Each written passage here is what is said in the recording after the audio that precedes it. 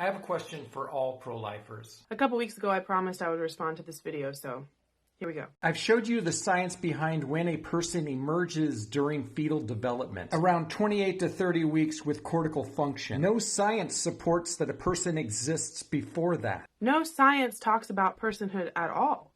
Personhood is a philosophical concept. You are assuming that present capacity for cortical function has to be there in order for a human to be a person, and that's a huge assumption. You've said earlier that based on your understanding of the science and your interpretation of personhood, if we killed babies in the NICU born before 29 weeks, that would be more like desecration of corpses. The vast majority of people who support abortion do not agree with you on that. For example, a couple weeks ago, I was in a debate with a philosophy professor about this very issue. We were going back and forth about what constitutes personhood and why, and we were specifically focused on brain development. And even then, he also did not think that you need cortical function at 29 to 30 weeks in order to be a person. No scriptures suggest that a person or a soul enters the body at conception. I'm an atheist. I don't care what scriptures do or don't suggest. Common sense doesn't suggest that this is a person. That's just you saying I'm pro-choice and I don't agree with you. We aren't particularly interested in whether a zygote is a person. You're the one that's focused on that. We recognize that the zygote is the first stage of development of a living human organism, a member of our species, our genetic offspring. Science does support that, by the way. I've even showed you a beating human heart grown in a petri dish from stem cells. That is clearly not a person. When we talk about embryonic hearts, we aren't saying anything that has a heart is a person. We are saying it's ridiculous to describe as mere clumps of cells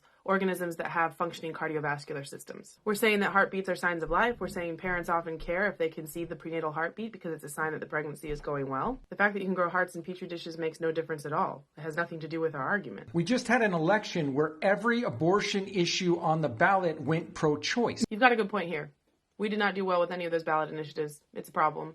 A lot of people on our side were really disheartened. You're not wrong. But from our end, there are a lot of factors there besides just if people understand the issue perfectly and agree with us or not. We were massively outspent on most of those campaigns. From our perspective, the other campaigns often lied about what the ballots were doing. And most Americans don't know very much about the abortion issue to begin with. Most people couldn't tell you what the abortion laws were before, what Roe v. Wade did, how many abortions there are per year, the main reasons women get abortions, even the basics. So to our view, the ballot initiatives mean we have a ton of work ahead of us to educate people and to be persuasive in our position. But they definitely don't mean that we must be wrong about the fundamental premises we are trying to get other people to understand. I imagine you could think of other examples in history, in our country and elsewhere, where the popular sentiment did not align with what ended up being the morally correct choice. So my question is simple. Why are you dying on this hill? We're fighting this because abortion kills humans.